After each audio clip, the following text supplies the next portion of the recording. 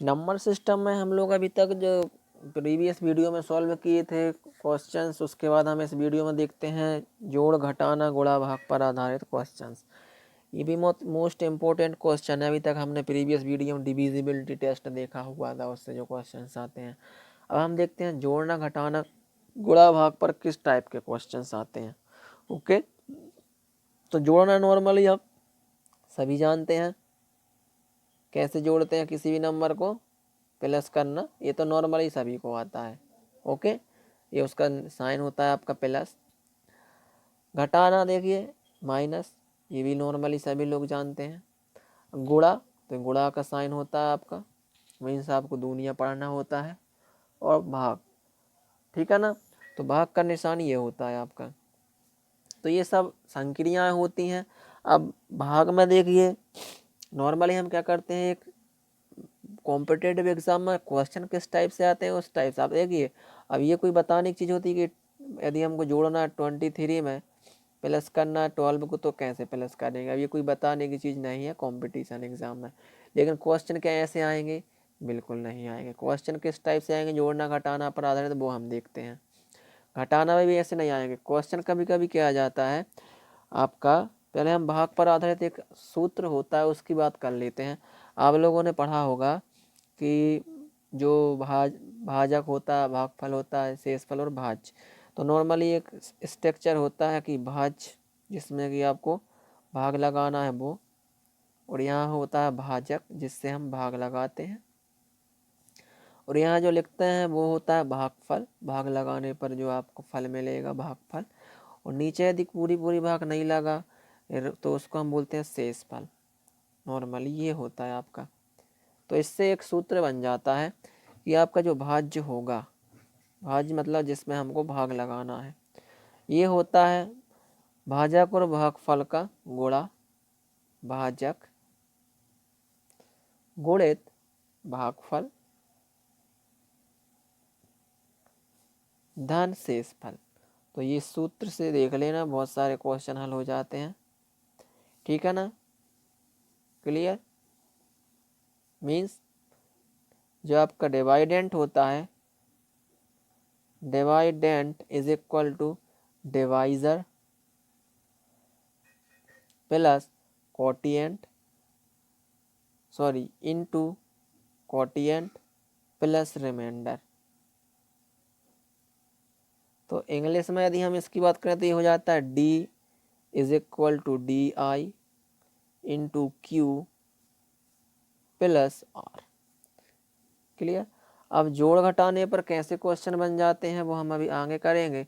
लेकिन यदि आपको सीधा सीधा जोड़ घटाना पर आधारित क्वेश्चन आएंगे तो देखिए इस टाइप से कोई संख्या लिख देंगे, यहाँ पर बॉक्स बना दिया, ठीक है ना, प्लस करना है, और यहाँ पर लिख दिया 6, और यहाँ पर बॉक्स, और यहाँ पर लिख दिया आपका क्या 2, और ये हो गया आपका 8, और इस टाइप से आपका आ जाएगा कितना 4। तो अब बताइए यहाँ पर जो बॉक्स रहेगा क्या मान होगा। x लिख सकते हैं यहाँ पर, और यहाँ पर y, ऐसा कुछ। तो इस टाइप के आपके जोड़ना घटाना पर आधारित क्वेश्चन नॉर्मली पूछ लिए जाते हैं एग्जाम में। आपके x और y का वैल्यू पूछ लिया जाएगा, या फिर कभी कभी ऐसा भी हो जाता है कि आपका लिख दिया है कि 6 8, यहाँ पर बॉक्स बना दिया, और बॉक्स में एक ही नंबर आएगा। अब वो नंबर क्या आएगा आपको ये बताना पड़ेगा, ठीक है ना। तो अब वो नंबर क्या आएगा आपको ये पता करना पड़ेगा। एक ही नंबर आ रहा है, यदि एक्स वाई नहीं लिखा, तो बताइए किस टाइप के क्वेश्चन आएंगे आपके जोड़ घटाना पर। तो 3 में हम कितना जोड़ेंगे कि 2 आ जाएगा, तो ऐसा बोलेंगे कि पॉसिबल है क्या, बिल्कुल है भाई। 2 आते हैं 12, तो 12 बनाने के लिए हम 3 में कितना जोड़ेंगे 9, तो y बराबर कितना जाएगा 9, क्योंकि 9 और 3 कितने होते हैं 12, तो 12 की 2 हासिल की 1, 6 और 1 7 पहले ही हो गया, तो x की जगह कितना लेना पड़ेगा हमको, x इज इक्वल टू 1।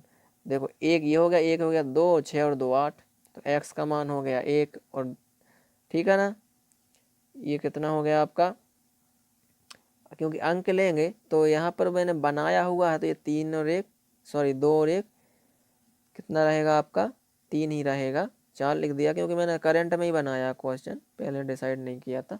तो देखिए x का मान हो गया 1, और y का मान हो गया 9। तो इस टाइप के सवाल पूछ लिए जाते हैं। और इसमें देखें यदि 8 में कितना जोड़ेंगे, 8 ही रहेगा तो 0, और 6 और 2 8, और 2 में कितना जोड़ेंगे 0। देखिए दोनों में 0 0 आ गया।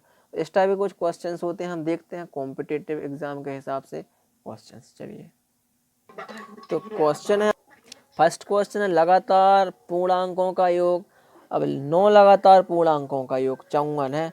सबसे बड़ा और सबसे छोटे पूर्णांक के बीच का अंतर निकालिए। तो इस टाइप के क्वेश्चन करने के लिए आपको बिल्कुल भी ज़्यादा सोचने की ज़रूरत नहीं। 9 लगातार पूर्णांक, सबसे पहले आप 54 में भाग लगा दीजिए 9 से, कितना आएगा 6। 54 में आप यदि 9 से भाग लगाएंगे तो कितनी बार लगेगा, 6 बार।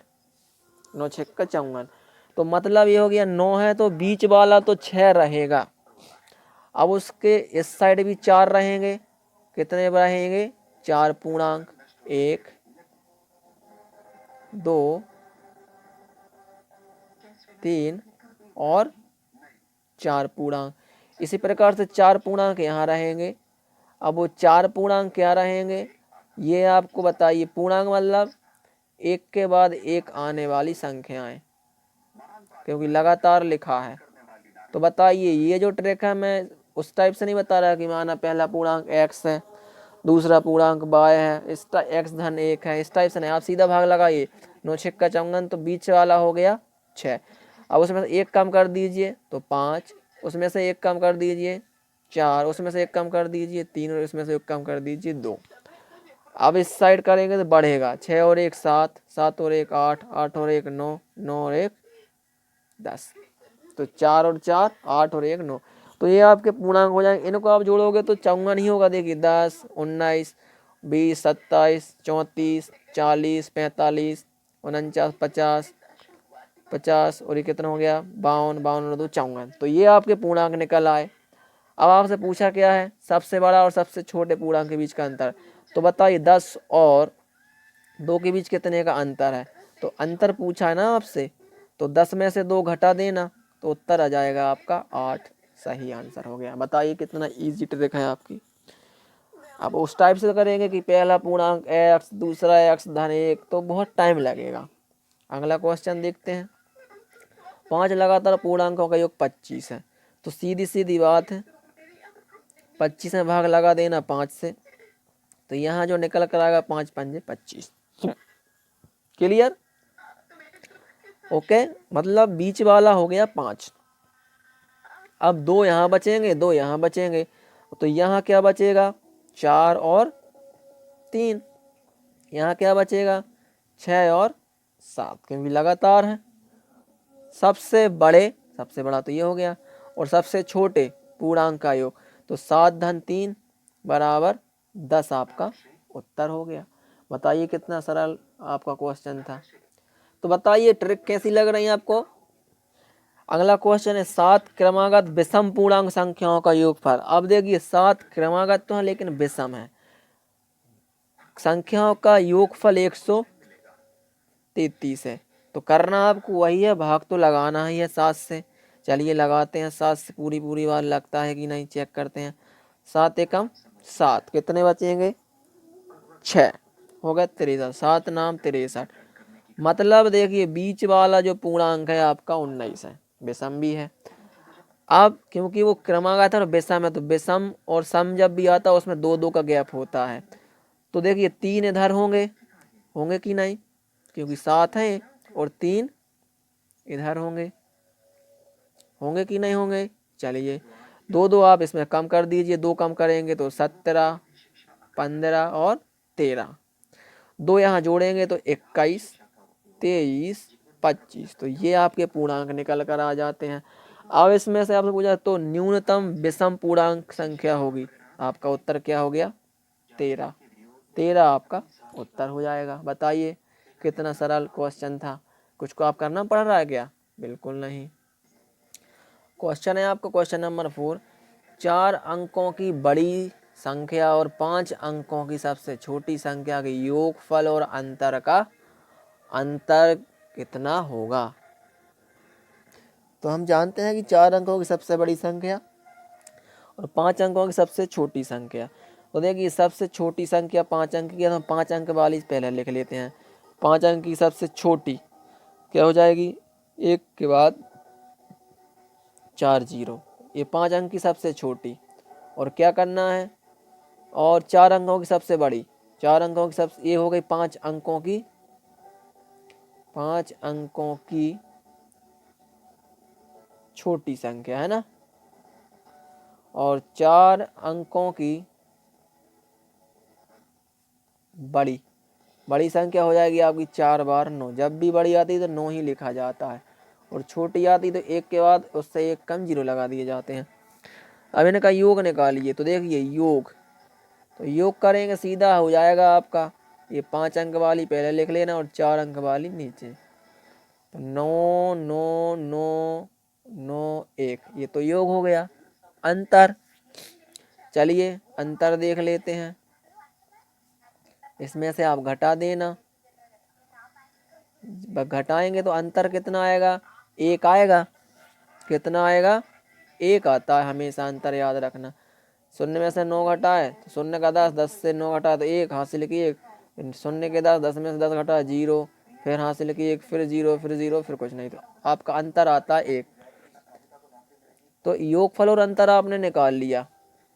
का अंतर मतलब ये जो योग आया था कितना आया था आपका, 19,999। इसमें से अब 1 घटा देना तो आपका उत्तर आ जाएगा 8 9 9 9 1, ये आपका उत्तर हो गया। क्लियर, ठीक है ना। अब अगला देखते हैं। अगला क्वेश्चन है आपका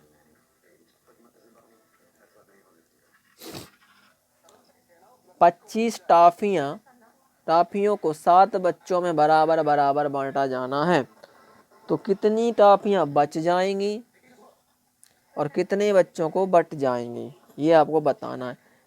ठीक है ना, 7 बच्चों में बांटना तो सीधा है, आपको 25 में भाग लगा देना है 7 से, 7 या 21, घटाया तो कितना बचेगा 4। तो देखिए हर बच्चे को 3-3 टॉफी मिलेंगी और कितनी टॉफी बच जाएंगी 4। तो सबसे पहले उन्होंने बचाया था कितनी टॉफियां बच जाएंगी, तो कितनी बचेंगी, 4 टॉफियां बचेंगी, पहला आंसर। ठीक है, फिर कितने बच्चों को बट जाएंगी, 7 बच्चों में बराबर बराबर बांटना, कितने बच्चों को बराबर बराबर बट जाएंगे। यहाँ पर क्वेश्चन ऐसा होना चाहिए था, बराबर बराबर कितनी बटेंगे, है ना, बराबर बराबर। तो कितनी कितनी बटेंगी, 3-3 टॉफियां बटेंगी। क्लियर, ये आपका आंसर हो गया। अगला क्वेश्चन देखते हैं। 2 संख्याओं के बीच का अंतर है 11 और योगफल का 1/5 या 9 है, तो संख्याएं ज्ञात कीजिए।